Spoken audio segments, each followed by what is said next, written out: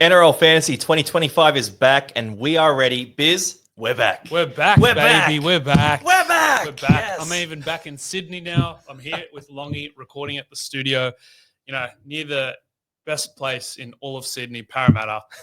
It's great to be back. I'm in Sydney for the week, and what better time to launch preseason coverage? Mate, how good is it? What a joy to have you here as well. So we're going to get a few of these done today. But firstly, winger fullback.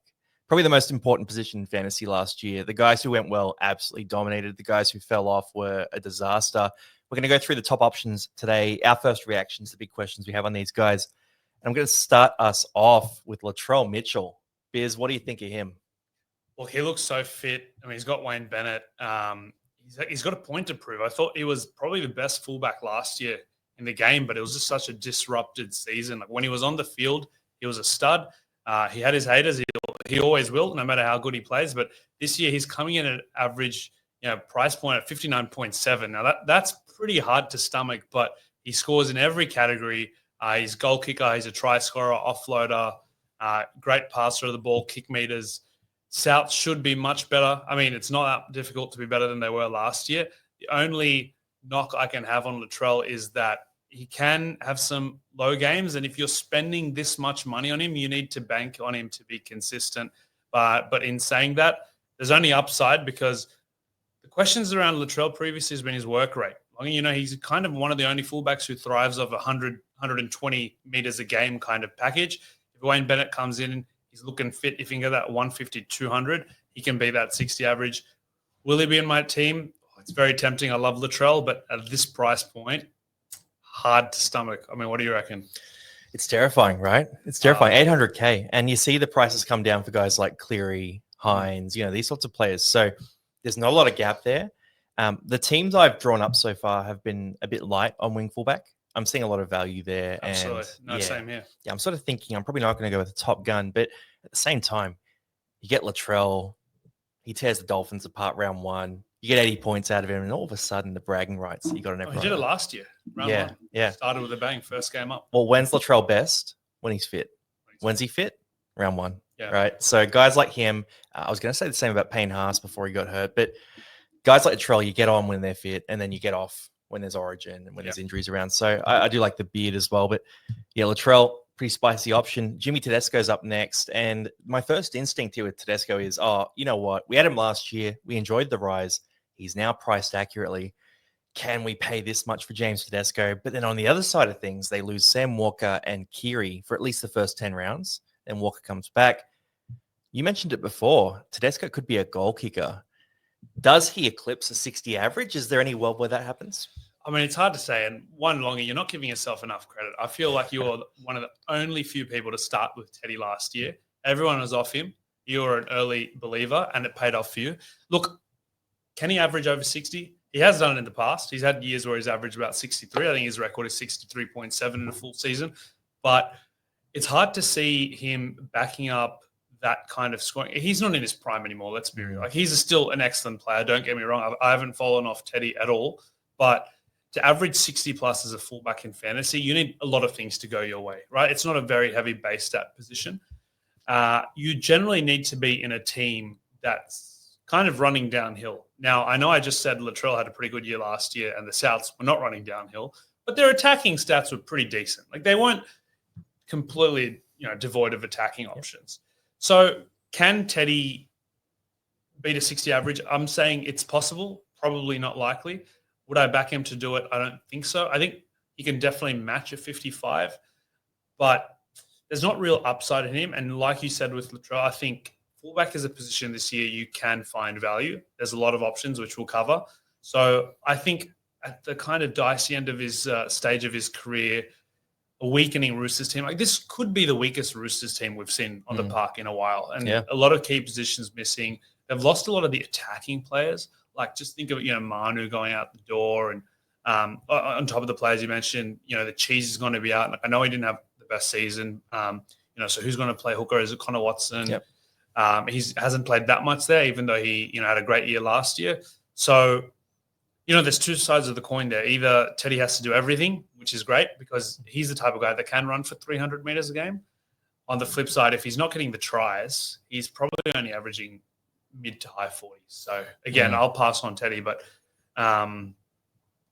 he could be a pot option, which is always attractive at fullback. What I would drop in here too is if you're playing in a draft league, he probably doesn't play Origin. Yeah. And I'm looking at this list. Most of these top guys will play Origin, Definitely. right? So he's a guy who, in a draft league, you're going to over prioritize that, right? Because there's been changes to the buy rounds as well. We'll talk about that too. But Tedesco probably not in our list. Dylan Edwards about the same price. A great haircut.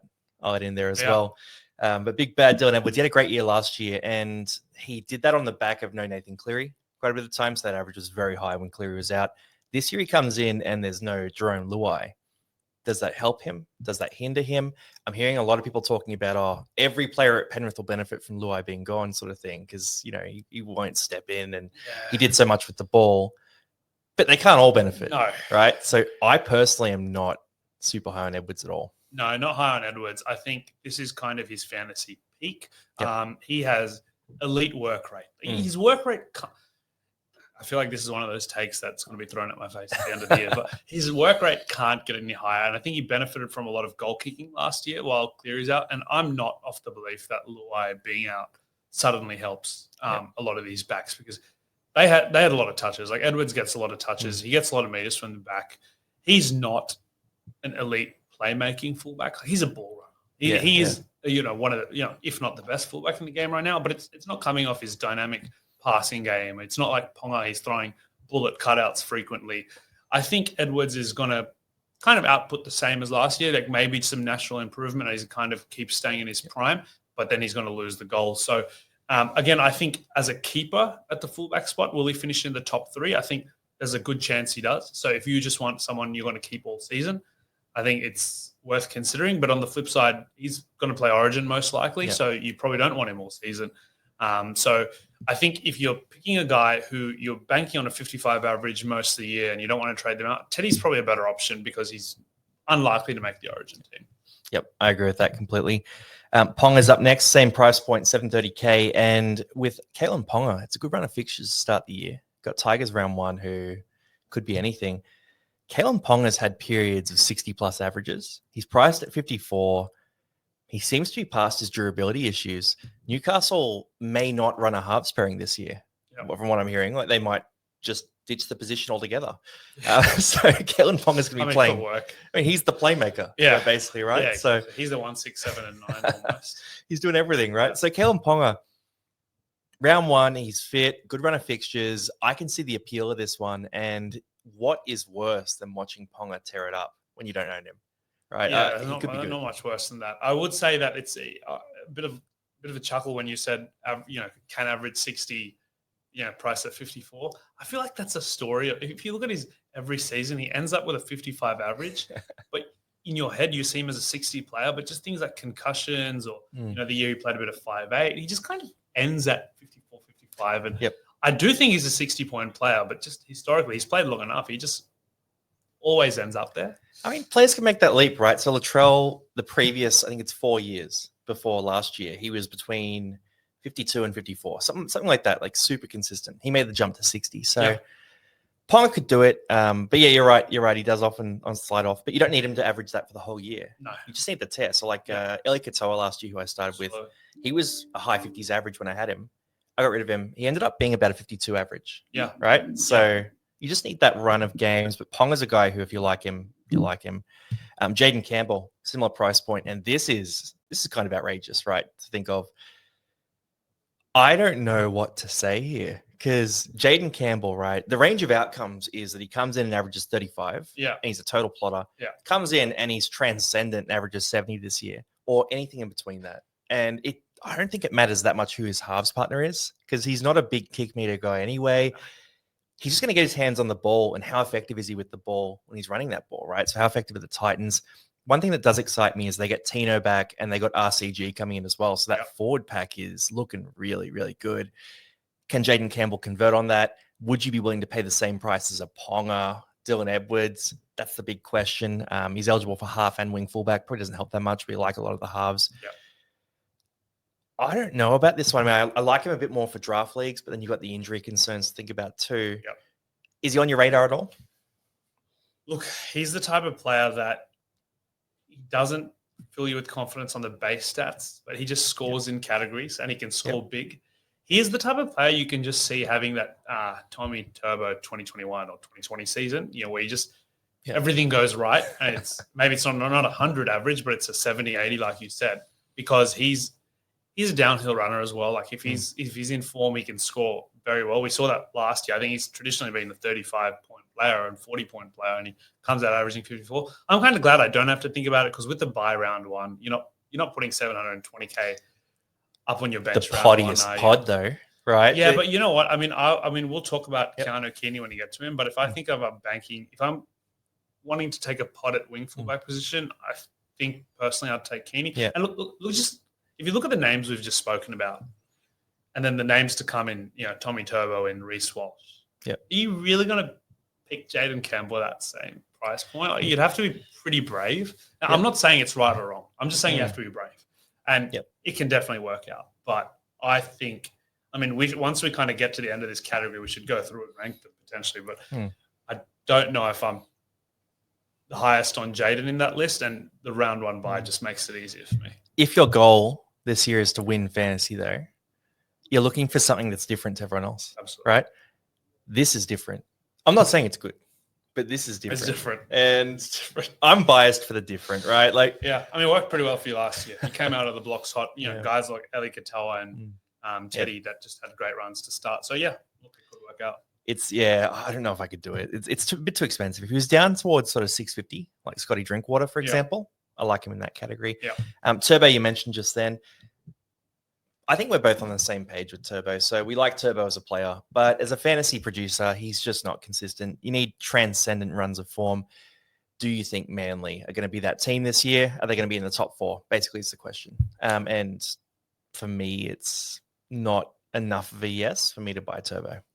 Yeah, you're exactly right. With Tommy Turbo, it's kind of like the stock market. Like you say, you can't time the stock market. It's the exact same thing with Tommy Turbo. At least I personally can never time him. Like I'm on him when he's flat, and I'm off him when he's transcendent. Like you said, like I didn't have him in the year where he went gangbusters, and when I do have him, brutal. He's kind of averaging 40. And then I think when everyone was off him after his injury at the end of last year, he came back real hot towards the back end of the season. So I think, honestly, though, out of the names we've spoken about so far, I think I like Tommy Turbo the most, simply because I think they're all on the same tier.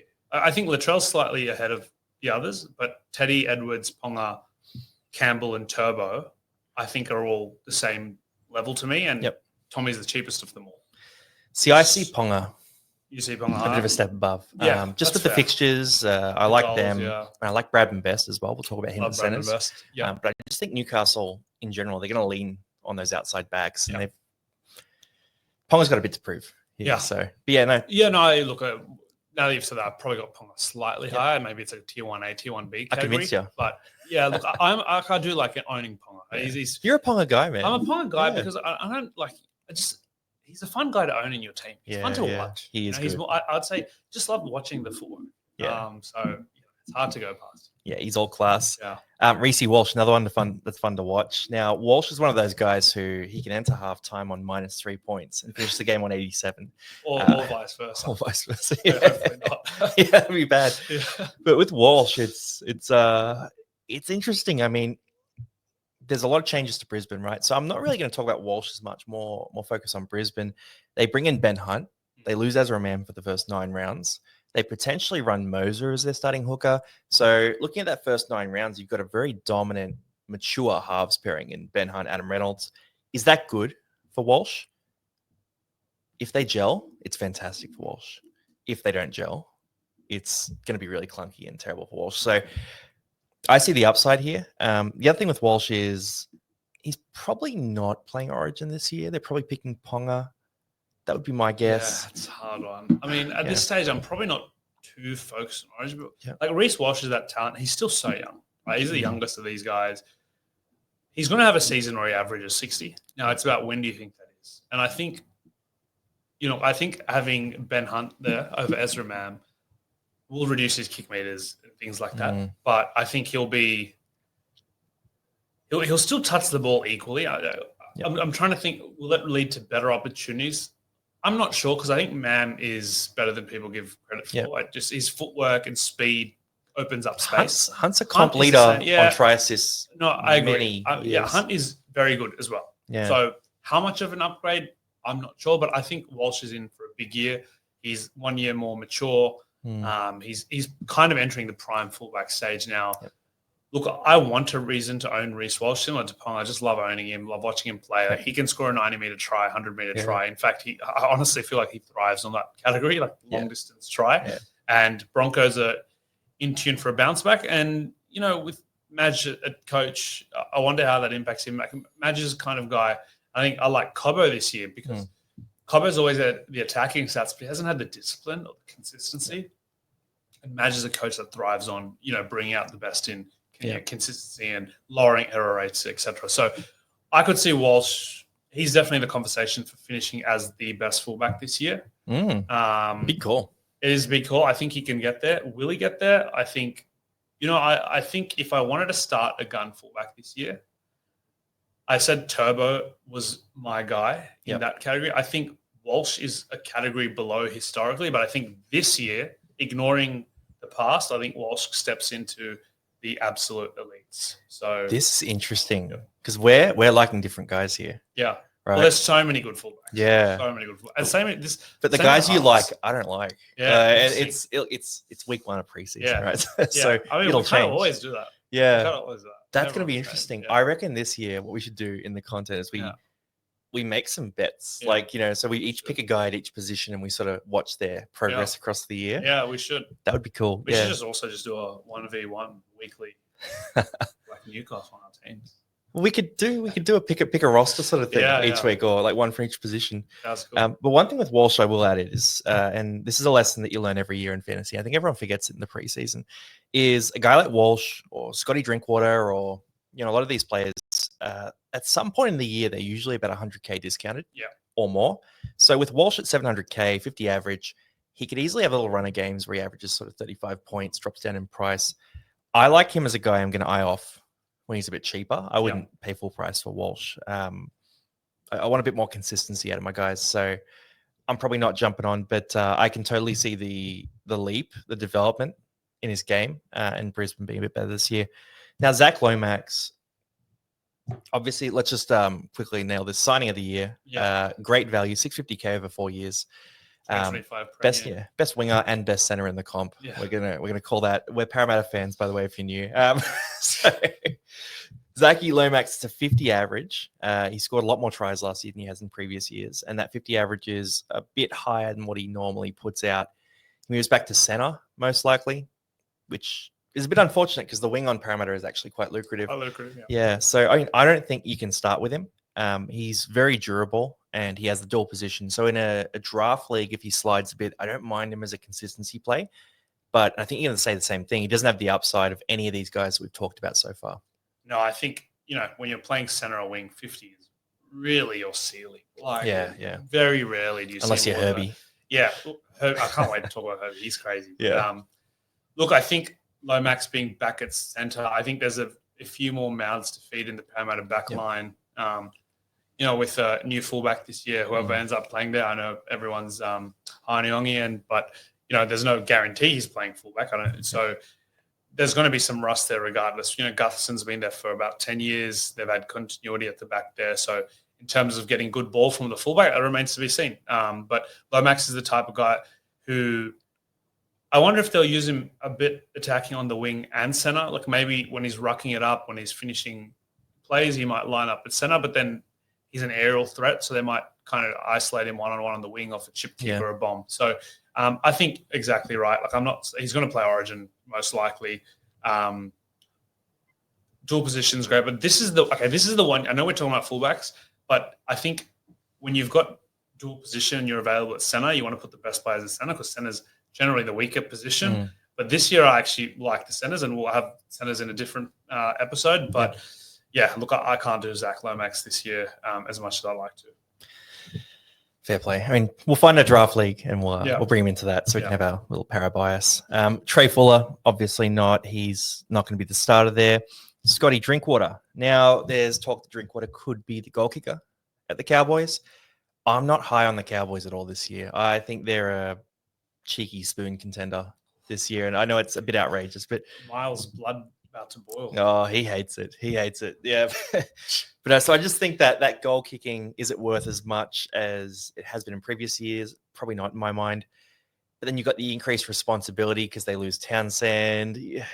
But then it's offset by the fact that I think they'll be a weaker team this year. So I don't know, Scotty Drinkwater, we've been pretty reliably given him at 500K every year around Origin time. Yeah. And my view on it is just wait for that. Yeah, he goes on runs every year. Yeah. He's not a average kind of 50, 55 all-year guy. He's going to have one part of the season he's kind of plotting out 35s, and then he'll put out 70s and 60s and whatnot the rest of the year. Yeah. I do think the goal kicking and potential additional kick meters are attractive. I think when I had a quick look, Val Holmes generally scored about 8 points a game from goal kicking. Yep. So even if that goes down to 6 points, a better season personally. I mean, I agree that Cowboys, I'm not as hot as them this year as I have been in the last couple. So if you're saying he gets a 6 to 8 point bump from goal kicking, takes a bit of a loss in terms of just general Cowboys performance, then, I'm not seeing the at least 10 points of value you want here. And he's kind of at an odd price where even with the goals, is he getting to the Ponga, Trell, Teddy, Dylan Edwards status? I don't think so. So I probably wouldn't, especially with so many good value mid-ranges, kind of borderline guns this year. I'm not making the jump myself, but if you're a Cowboys fan, I wouldn't say he's the worst option either. Yeah, Scotty Drinkwater. Wait and see on him. Keeney's a guy you're more excited about. I like Keeney. Yeah. I hate that I like that Jaden Campbell as the bias. I don't fall for him. I would have loved to go Keeney. I know you.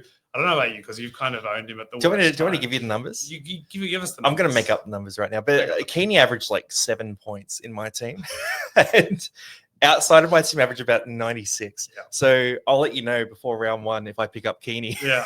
And if I don't, it's all stops. Captain him basically round 2. But it was honestly, two sides of the coin for Keeney last year. When he was on, he looked unreal. Like he could be the best fullback on his day. He scored about 80, 45, 80, 45, 80. For it's crazy. A good chunk when no one owned him. And then I was doing top 5 lists. I just left him in there basically. I know. He was unstoppable in the mid-season. So I think he's a guy, and I think Titans are a bit of a sneaky one this year. I think the Titans will be a much better team. I think Keeney could generally average 55 to 57 this year. Yep. I truly believe that. But with a round 1 bye, I'm not touching him. But I think pod. Yes, don't tempt me. But I think if he was playing round 1, he's in my team. I kind of want you to start with him.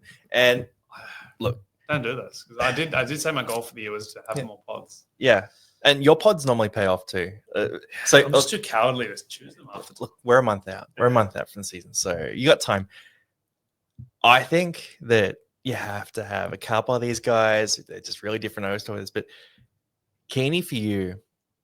If he comes back round 2, pumps out an 80, no one's going to have money to go buy him. They're not going to go overreact to that, right? You'll have a bit of an uninterrupted run where it's just private real estate. Yeah. I kind of like it. If you like some of these buy guys, I don't mind it. Like people did it with Galvin last year. Yeah, Galvin. Yeah. Happy. And they crushed. Yeah. So yeah, but Galvin was base price. So I think actually Keeney comes about where Coruscant was last year. Yeah. I think Coruscant was about 590, 600. It's just such a pod. Like if you ask me, hey, how do you make sure someone's a pod? What mechanism is there in fantasy to make sure no one picks up a player?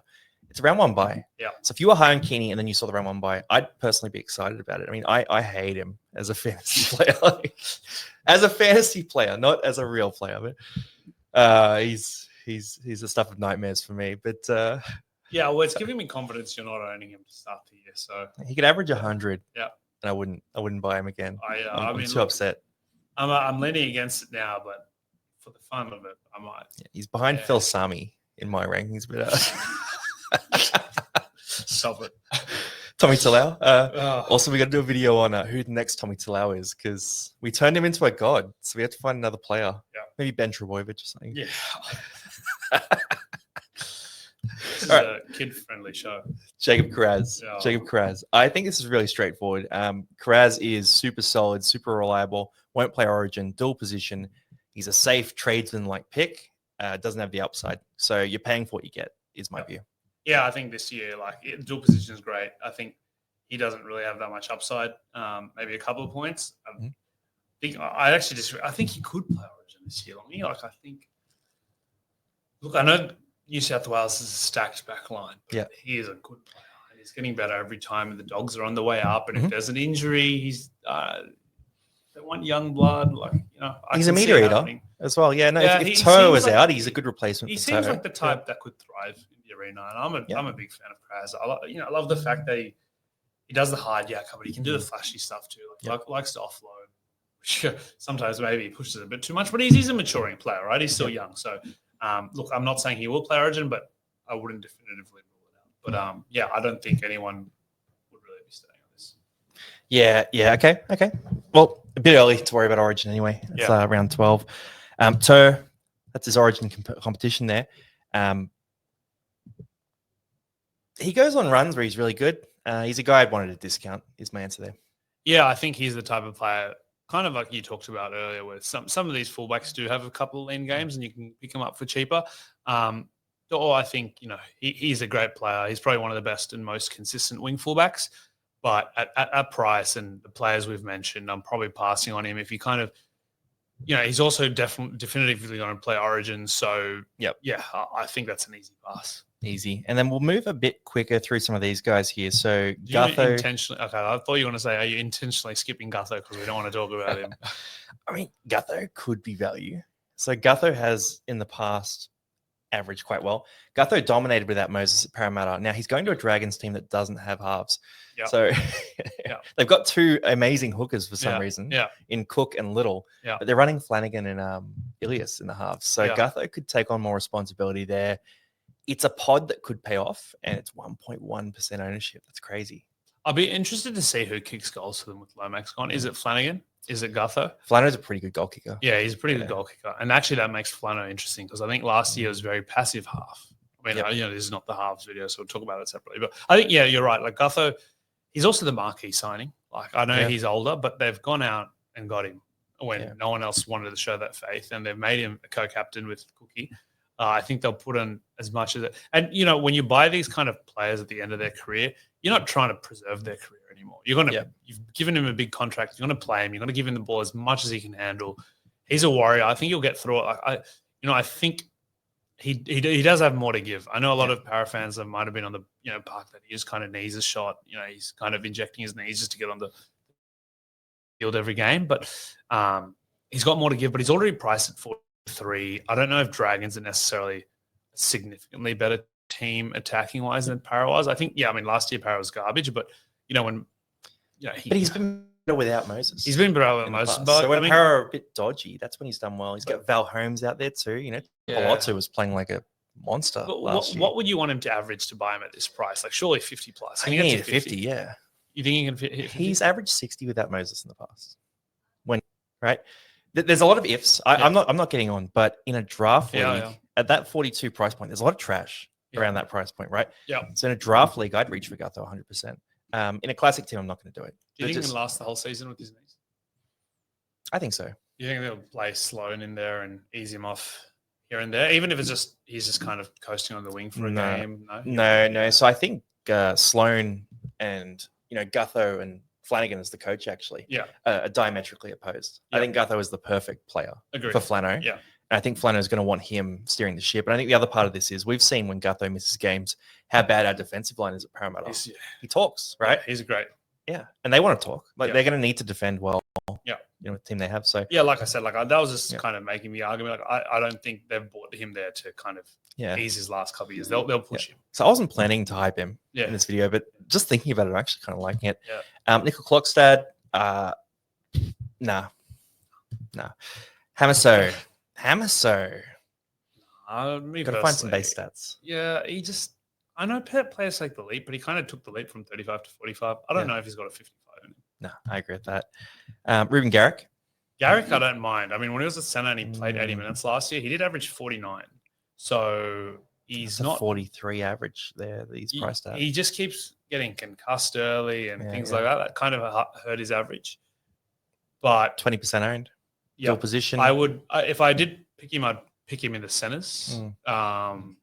I think he'd be one of the better centers, but not one of the better wing fullbacks. But again, I don't think 6 points of upside is enough to justify when we've got so many options. But he's interesting. Usually you get him at a discount at some point as well. So I'm with you there. Yeah, an early concussion. Yeah. I hope, touch wood, hopefully not. Yeah.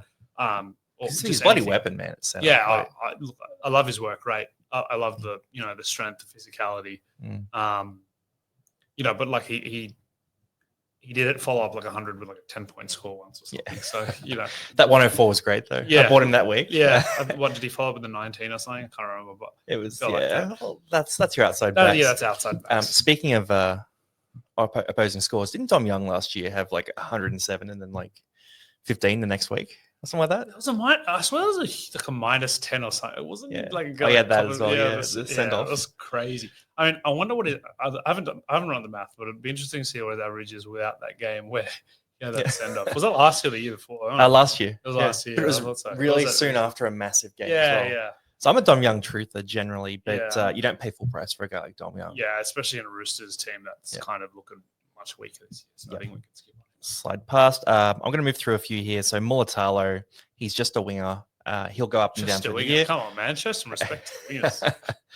I'm not that keen. KO Weeks, he moves into fullback. Now, his average is much better in the halves when he was dominating, and I don't really like him at fullback that much. Does have a lot of big plays in him. So in a draft team, you can pick him up and play him in the right fixtures. Nick Meaney, 41 price there. Not that interested. Fletcher Sharp might play in the halves. If Fletcher plays in the halves, are you interested in that? I don't know how much.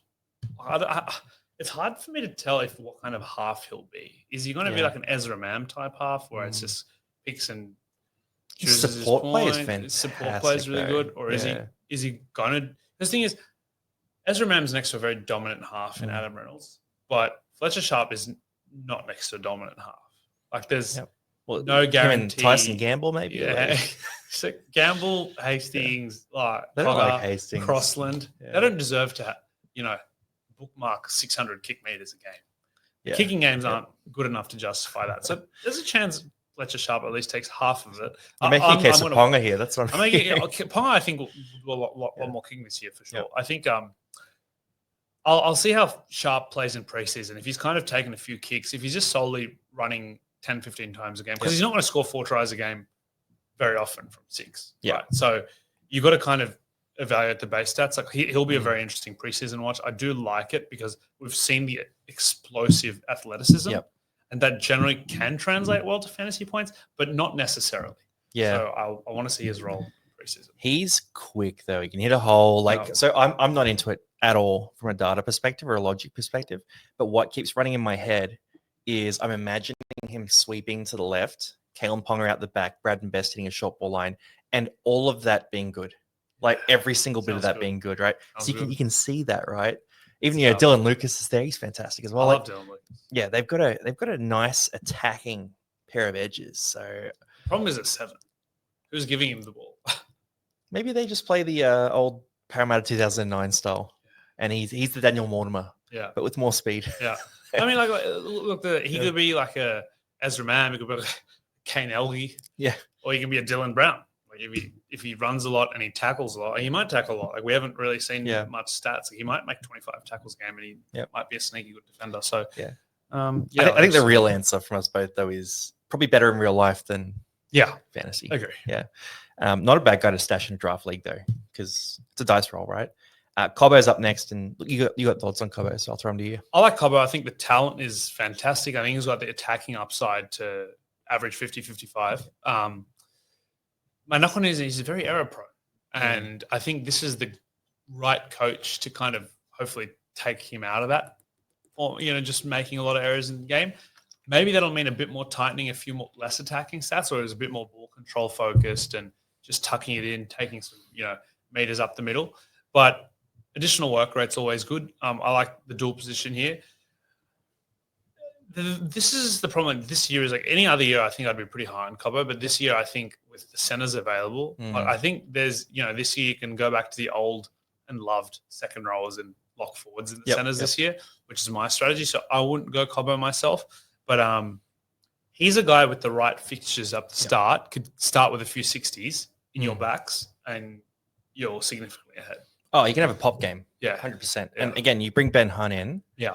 Try assist extraordinaire, basically. Like it's Yeah. a very good development for Cobbo. He has floated very safely between 39 and 42 every year. So you're predicting that sort of breakout, which he's capable of. So I don't mind it. Jai Gray won't be the starter round 1. Dan Tupou, I think we can move past him. He's sort of more in that decline phase, and the Roosters are going worse. Phil Sami, he's one of those guys who gets cheap at certain points in the year and can be exciting then, but not right now. Ryan Pappenhausen had 3 consecutive years where he averaged about 50 points. He's priced at a 39. We talked about it last year. He didn't have that bounce back. He comes into this year. Is it the second year back from that major injury where he makes that leap? The Storm are good. The Storm are good. Yeah. They were good last year. He's still young. Yeah. I can see him still averaging 50. 26? Yeah. I think, let me have a look. No, he's around there. He's 26. I know a few people from his grade at school. Oh. He went to Oak Hill. So. Yeah. 1998. You're right. Oak Hill College. That's right. Yeah, and that's technically entering the prime as a fullback, right? Like he's been around for a long time, but not really. Second year back from injury. Yeah. Look, I don't mind it. I mean, I'd like it more if he was kicking goals again. Yep. I think a healthy Munster this year will help him as well. But I think I'd want to see it. Like the thing is, he had a couple of boom games last year, and then he was more a 30s guy. Yeah. Even in the finals, his stats were kind of 30. I think he had a 50 in there. No, I get you. So I'm with you there. Watching the trial games, I want to see his vigor on kick returns. Yeah. Right? Because when he was dominating like that, he was running hard at the line and popping through. Yeah. And last year, his kick returns were okay, but they were more middle of the pack, right? Yeah. So he's just sort of coming in, looking for holes. If he's got that sort of lack of preservation again, that means he's fully fit. Yeah. And that means he's going to be a 50 guy 100%. Yeah. So I think watching a couple of trial games, I'll be able to tell you Okay. what his average is going to be within 0.1 of a... All right. Well, maybe the week before the season starts, you can record a video, the truth about Pappenhausen 2025. The truth. Yeah, we're not here because we're humble, guys. No. You have to be a certain type of personality to go out there and make everyone listen to you on YouTube and Spotify every week. Yeah, legit. All right, Dream Buller. He's averaged in that high 30s for a couple of years now. Tigers maybe improving, him maybe improving. I don't like the base stats that much. I could see like a plus 4 or 5 points here, but it's enough for me to start with him. You in the same boat? I want to own Buller. I think it's a fun pod. I think he's shown that he can score a lot of points. Like he's kind of like his rookie season, it kind of came out with a few big scores to start, right? So I think this year Tigers should be better. I mean, we've said that about them for a few years now. So yeah, he's probably too awkwardly priced for me, but I would, if I made a pod team or I had a draft team, I think I'd be pretty high on Buller. We can make a pod team. We should make a pod team. Let's do that. Yeah. All right. Yeah. Dope. Taruva, no. You're leaving the Penrith system. As a winger. It doesn't matter where you You're go. going from one to last. Yeah. I mean, even if they improve. No. Yeah, so skip RTS. Now, I'll just raise it. There's a bit of talk that he might play wing instead of center. Yeah. Played a bit of fullback last year as well. RTS's prime for fantasy is historically aggressively overrated. Mm-hmm. Like, everyone sort of acts like he was one of those 60 guys. He was a 50 guy at best, right? So let's get that on record. But priced at a 38. If he goes to the wing at the Warriors, who lose Sean Johnson, you know what I mean, have Nickel Clockstad as their fullback, who he's solid. He's not a big playmaker. Metcalf's more of a ball runner at 6. And then, what is it, Tanner Boyd or Tamari Martin? Like, I just don't see the opportunities coming to RTS to support the fantasy production we're going to need to see here, because he'd have to score like Asako in his prime 50-point year, basically, which is a try a week. Yeah. Is he going to score a try a week? I don't think so. No, I think, look, he's still a great player, but I don't think the Warriors have the attacking talent to get him the ball he needs to average 50 plus. In saying that, he could have a Lomax style year. The only difference is Lomax had the goals and had an amazing year as a winger and still only got to 50. Ben Hunt, though. Yeah. He's productive. Yeah, exactly. Yeah. But I'm saying like Lomax had a great year with goals and got to 50. So RTS without goals having a great year and a worse, like it doesn't have that kind of keep on. And Tohu is a big loss in the middle too. He's a creator as well. Yeah. You know, Lomax had a lot more. Yeah. And I think Tohu was a good passer in the middle of the field. Like he kind of had a good, draw and pass. So Dylan Walker probably has that too if he plays the lock position. Yeah. But look, I I love RTS as a player, but in fantasy, like you said, he was never the number one fullback, even in his prime. So also for a draft league, because he's such a big name, someone else will reach for him. Yeah, so absolutely. you can't even do it there. Yeah. There's a couple more guys, and it's going to get into the plotty section, so we'll start moving quick. But Asako is one that I'm teetering on, and half of it is I just love an outrageous pod. Yeah. And no one's going to own Asako, right? Like 2.7% that own him. They're, I think 2.69% Dolphins fans. Yeah. So like they'll be the teams that are running like 13 players in round 1 instead of 17. Yeah. But anyway, Asako could be one of those mega pods. Now the question is, do you rate the Dolphins? But Asako, he's priced at 38. He averaged 50 the year before.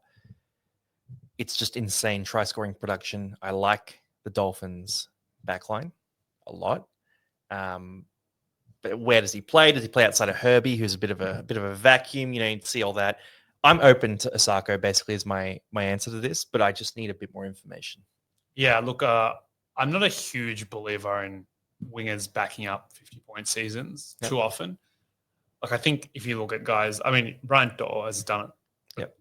That's him. Like, if you look at other guys who've averaged 50 in the past, like, Josh Mansour, etc., they've kind of had a 50 season that come back down to like mid-30s, 40s. Asako, I think even Marzu did a 54 average and then fell back to earth. I just don't think wingers, like, they need a lot to go their way to average 50. Asako doesn't have the same insane work rate as like a Lomax, for example, on the wing. Yeah. It's a good work rate. Goal kicker. Goal kicker, definitely. I think Dolphins are a good team. I think he's definitely improving on the 38, but I don't see him going to 50 plus again. Yep. Whereas I think the other player at this kind of price point, who I just mentioned, Greg Marzu, he's a bit more attractive to me because I think he's got Ponga smashing the ball at him. Yep. And he's a tackle buster, more so than inside him. Best inside him. Yeah. I think. And he's a guy that loves rumbling for 200 meters a game. He'll naturally break tackles. Didn't score that many tries last year. I think he could score a lot of tries this year. So I had to pick one. I think I'm picking Marzu. I can see why you like Asako. I do like the Dolphins. Marzu, yeah, man. We were hyping Marzu all year, and just like he could break out. He could. Connor Tracy playing fullback, Dogs. I looked back. The averages aren't great.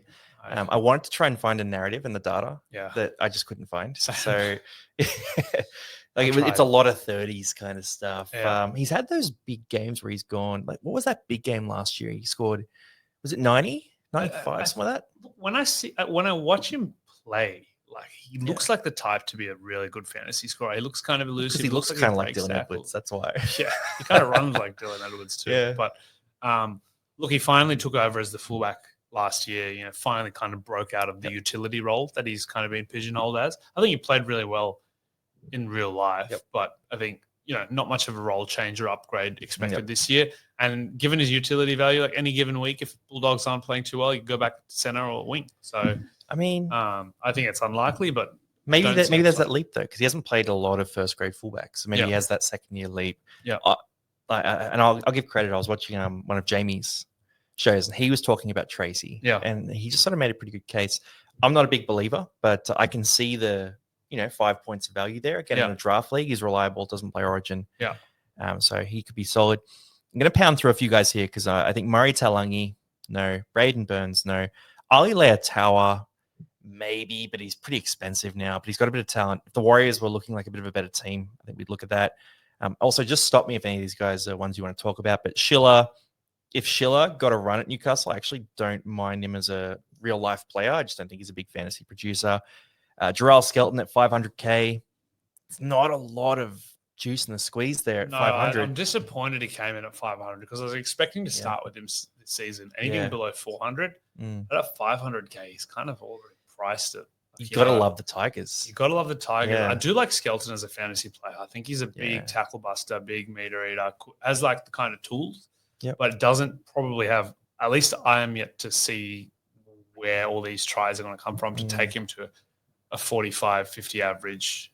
So unfortunately, he's been priced a bit higher than I expected. I thought he'd come in at the 400 mark, just given his lack of games. But what can you do? I think I think you're pretty brave to be on him. Yeah, I agree with that.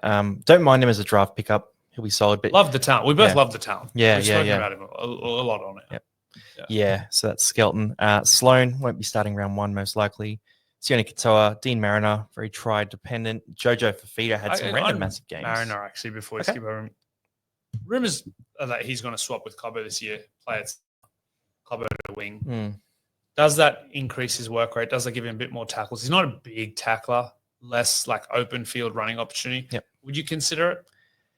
I don't think he has, I think more involvement in the gritty stuff just increases his negatives. Yeah. And I think it just makes him a bit more tired, and I don't think it increases the scores. So I view him as like he scores in big chunk plays. Like he's Reece Walsh, but of centers and like 10 grades below, right? Yeah. So super talented guy, but not a work rate guy and not a big unit either. Yeah. So he'd need to be scoring tries every week. Like he's going to score like Katoni Staggs in my mind. Yeah, no, I think, worth mentioning because of the position switch, but I agree with your entire analysis. Yeah. Fair play. But at the same time, again, he's a guy who could make that leap. He's a young guy. So keep that in mind. Brimson, 482K. If Brimson was the starting 6, priced at a 36, are you excited? I mean, yeah, but yes and no, because that reaction is exactly it. I can't really get excited. Like, he's really good, but I'm yet to see it. It's a no. It's a no. If it's not a hell yes, if you're not, if you're not hyper excited at this stage of the season, where you're pretty much excited about everything and everyone, probably not. Look, he could lose his spot any given week. He kind of shuffles around different positions. He's relatively injury prone. Like a great player. Love watching him play. But just hasn't cemented a spot. Awkward price. By round 1. Also, the photos the Titans have used here kind of look AI generated. Come on, so that's like some deep seek magic. I reckon it is AI actually. Marzu, you talked about there, but look, great work rate, good team. Well, sorry, good attacking opportunities in the position he's in, rather than good team. And had a down year last year. That's what you're looking at there. 2.2% ownership would be a megapod. I think. I can see in your eyes. I feel like you're going to start with him. I think I'll do it. You talked me into it as well. I honestly would rather. You know me, I hate mid ranges. Newcastle versus the Tigers round 1 as well. I hate mid ranges. I probably can't say I hate the Knights as you can say you hate the Knights. I hate the Panthers. Yeah, because I'm jealous. No, I'm jealous. No, I don't hate them. I love Connor. Yeah. Look, I honestly can see myself doing it. I can't see him being worse than a 36, and I can see him doing as high as a 50, and I can see him like coming out of the scene crash hot. So, I might be on. You're on. You're 100% on that. Yeah. Watch out for my team reveal in a month's time. DWZ, needs more try scoring production. Adokar, pretty expensive. You can get him cheaper later. And then, obviously, I mean, we don't have to discuss this. Captain options. Must have. Yeah. Well, you can see he's in my favorites already. When are we going to get over this? Tommy Talau. The man. The myth, the legend. On the show. I mean, he had all jokes aside, had a great year last year. He was fantastic. Fantastic, yeah. And to be fair, the reason why we had him in this position in the podcast is because I bought him so many times back in the talent. Yeah. And you'd put him a bunch of times too. Everyone's owned him 5 times. Yeah, like he passes the eye test in a lot of ways, just couldn't get it done for fantasy. And last year he stepped up, 35 average, but he had some runs where he was back-to-back 70s. Against Penrith and Melbourne. He had back-to-back giant scores against the 2 worst matchups for wingers, I'd say. That's insane. So Tommy Talau, look, in all seriousness, probably not enough of a difference in the role or anything like that to actually buy a new fantasy team. But at the same time, if you send me a screenshot of a team with Tommy Talau in it, I'll post it to our Instagram story because that's what I want to see. Post lockout. Otherwise, you're going to be posting like 15,000 teams right now. Well, we'll be doing Rate My Team soon. Yeah, so okay. That's cool. Blaze Talangi. So, brother. Yeah, scum. Again, for anyone who's new, we're para fans, we're biased. No, look, Blaze Talangi, he will step into the 6 jersey at Penrith. He's priced at about a 34. A lot of attacking upside, not a great scorer when it comes to defense, not a big kicker of the ball. I'm not that excited about that. Look, it's interesting because I agree he's not a huge worker, but he's a born try scorer. I mean, he's scoring tries for fun at para in a spoon year pretty much. He's gone to the Panthers. Who hasn't had success in that team fantasy wise? Like, So let's look at Luai. Yeah. Right. And people are talking about Luai as he's priced at 42 and they're saying he's a must-have. So they call him a 52 average kind of player, right? Yeah. They're shit Tigers team. Yeah. And I might cut that out. Maybe I won't. I won't actually. But Blaze Talangi, right? He goes from Parramatta where he was a 34 average with a lot of responsibility. He played it all over the park, but that average is pretty consistent across positions. Goes to Penrith where Luai averaged 42, so 10 points down on the production we're expecting from him, leaving Cleary. He goes in with Cleary. So you're relying on like almost a winger scoring profile here from him, which is big run meters and tries. Now, I don't know about that, Like, 2 games at 6 last year. I'm just getting his stats up now. 20 tackles in game 1, 22 in game 2. Yep. So he does tackle a decent amount. How many missed tackles? Well, that's the next thing. 3 in the first one, but 7 in the second. Yep. So that's just on that second one. Yeah. That could 20 tackles, 7 missed tackles. That's +6. Yeah, no, absolutely. That's winger numbers. Yeah. No, I guess so. If you put it like that. But about 100 meters average across the games and barely any kick meters. I think that's the right profile. I think he's going to have some really big games. Being in a Panthers team in an attacking spot. Agree. But am I going to use up a spot on him at 458K? Probably not. I also don't think it's a guarantee he gets a spot. I think he's coming off a shorter injury. I think Snyder had a good year. They're big on Cole as well.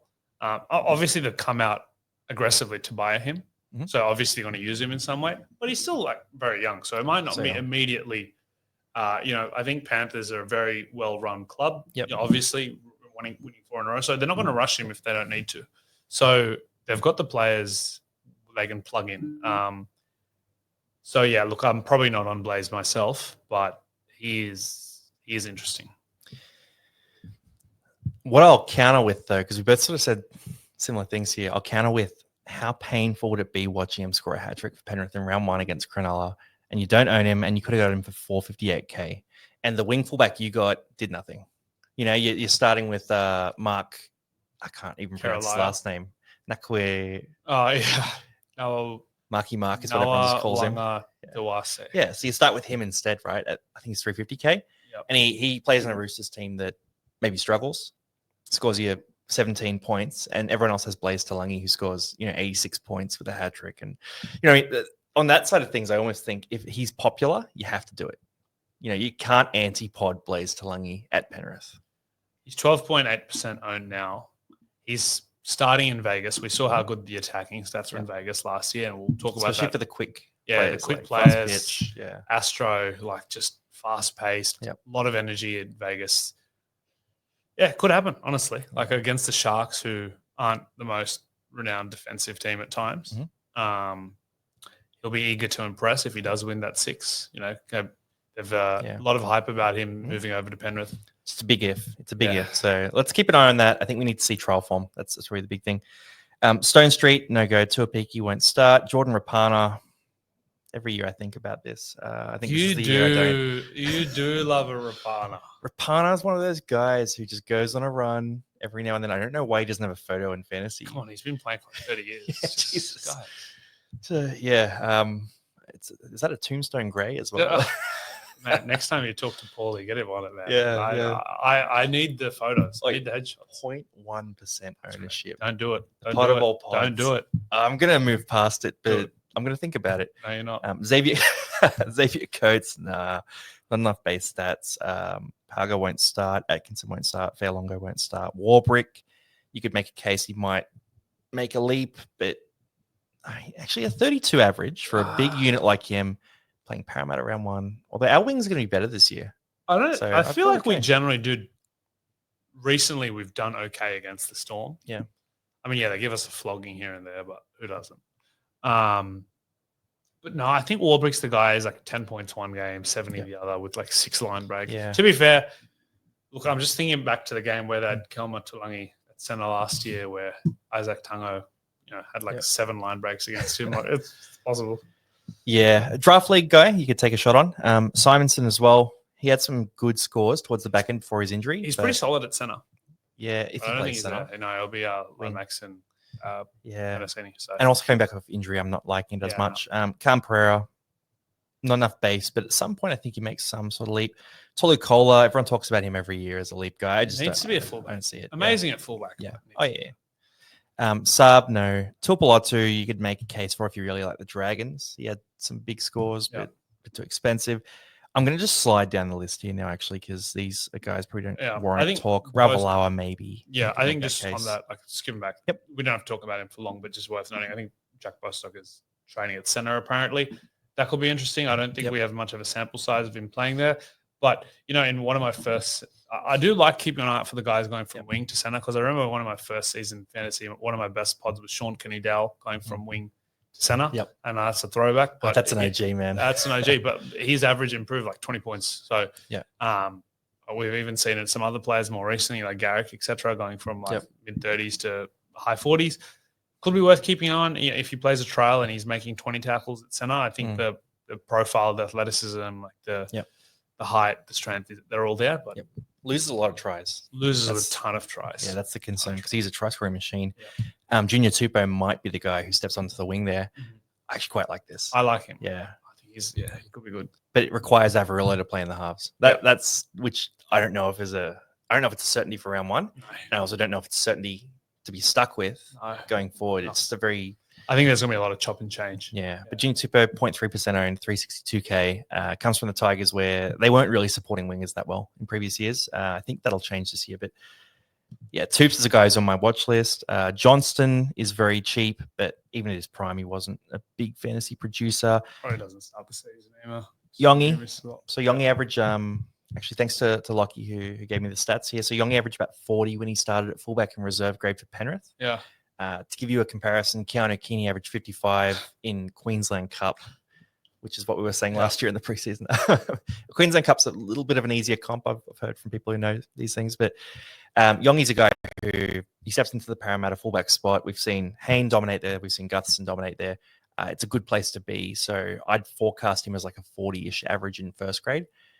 So you got to have him at 350K. I think you have him at 350K. I think, I know I said it earlier in the video that he's not locked in for this spot, but I think pretty much is. Like, you'll know if he is or not. I don't think they don't have any real other fullback options who are pure fullbacks. Like, they've got some centers who I think will play fullback, but in terms of pure fullbacks, I think Yongi's the guy. I think he's, when I looked at his reserve grade stats, it's kind of 40 and 30, 36, 37. Like, I think 35 to 40 is what you'll get from him. And even if it's like 35, it's still enough to buy him here. And if it's 40 to 45, like even better. I think it'll be interesting to see the brand of football they play. But I wouldn't expect too much in terms of he's coming into the fullback. So like the Panthers reserve grade team has been good historically too. Yeah. So I think 35 to 40 is a good benchmark for him. It's a good backline though, Para. Yeah. Right. Like you've got Moses Brown in your halves there. You've got Penasini and Lomax, Adokar and Simonson. Yeah. It's a good place to be. Usually, traditionally, the back rowers of Para really hold things in as well. So yeah, I'm excited about him. Mark, you can. I'm not saying it right either, but I'll give it a go. Wanga Natawasa. We're gonna get this. We're gonna get this, guys. We should have done more research. But yeah, 350K. Yeah. Look, he's a gun though. He's a good player. Yeah, really good. That aerial try he scored last year, unbelievable. Do I think he's going to be a top tier keeper for the run home? No, but can he produce enough at 350K for the start of the year for it to be worthwhile? Yeah, I think he's got the upside. I mean, I think if he's starting center and you've seen the stats, you've seen the profile, you kind of just have to. If it doesn't work out, whatever. Yep. But I think he'll be well owned. I mean, his ownership's already at close to 25% before he's even a lock. So he'll be in most teams. You were talking before about Kennedy potentially losing his spot. Do you think Ison is the guy, or have you got someone else in mind? No, I think he's potentially the guy. I don't think Kennedy loses his spot to start the season. I think if he kind of is inconsistent, maybe halfway through the year, potentially if they're not winning as many games as they should. But I think the Sharks have a good team. I like Kennedy. I think he cops a bit more flack than he should. Like, I think when the Sharks aren't winning, he's an easy target. Yep. He's not the most. When you look at him, you're not thinking elite fullback, but he's not bad by any means. A couple of years ago, he had an unbelievable year. I think I think he's pretty solid. I can't see him losing the spot anytime soon. So one to keep out for later in the season, though. I'll keep firing guys in. Will Price, if he gets a start, I like him. He probably won't get a start. Then, I mean, Arthur Staines, we're rolling down to the bottom here. There actually are a few guys we want to talk about here, though. So Munro, first one. This is so straightforward. 300K. He's an athletic freak. He's a young guy. He's had a few injury concerns, but comes into a South side that we're tipping to be better this year. Is it that simple? Yeah, try scorer. Latrell loves his wingers. Like, he feeds them. Like, we've seen plenty of wingers just thrive with Latrell there. Like, he throws them the ball. You need like 6 people to tackle Latrell, so there's always space outside. Great physical profile. Like, speed, height, strength. Like, he's young. He'll fill out the body as kind of season goes on and he gets older. But I think he's starting. You just get him in. Campbell Graham back too. Yeah. I think he has a Bostock type season at worst. Yeah. I like that one. Then down the list here, is there anyone else that we want to talk about? I mean, no, I think we're all Jesse McLean. all covered. Does there. he get the spot? 250K potentially. Probably Casey or Jesse, isn't it? Yeah, could be one or the other. I mean, potentially it's Jesse. If it's Jesse, you get him in. If it's Casey, you don't. It's a pretty simple equation. Don't think I would think too much about it. Super easy. I think the other one is I don't know if he's available at fullback. I think he'll be at centre. See him. We'll save him for the centres video. Easy. So last thing here, top section again. We were talking about at the end. Who do you like the most? Who's the top averaging wing fullback? But they have to play 16 or more games this year. Latrell? Trellbot? My top 3, Trell, Reece Walsh, and I think Keanu Keeney. Wow. Okay. What about you? I'll take Ponga as the top average. And the thing I'm thinking about here is South Sydney have brought Lewis Dodd in.